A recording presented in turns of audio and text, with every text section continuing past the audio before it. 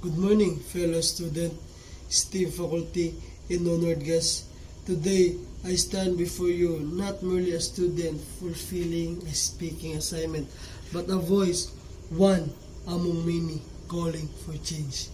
A voice that dared to speak on behalf of millions who live and shaped by hardship, who dream of deprivation, and whose future are often decided not by their own choice, but the cruel hand of poverty.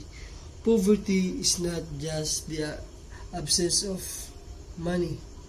It is the absence of opportunity, the kind that allows a child to dream beyond their neighbors. It is the absence of dignity, the kind that lets parents provide their own family without shame. It is the absence of hope, the kind that fuel our ambition, resilience, and beliefs for the better tomorrow. We live in the world of staggering. In contrast, we see in one corner luxury car, overflowing buffet in skyscraper. In other, we see children walking barefoot, going to school if they can go at all. We see family rationing rice, skipping meals, and sleeping under makeshift roof. Those are not distant realities. It exists in our own community, sometimes few street away. But here's the truth. Poverty is not just inevitable. It is not natural disaster. It is not a permanent condition. It is a product of choice, political, economic, and social.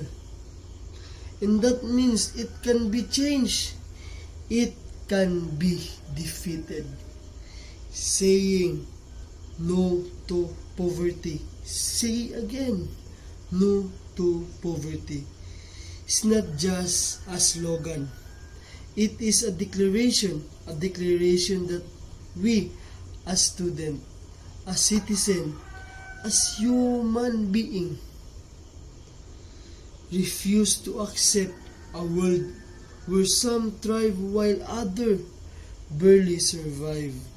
It is a promise to use our education, voice, and our actions to build a more just and compassionate society. And I say again, no for poverty, everyone.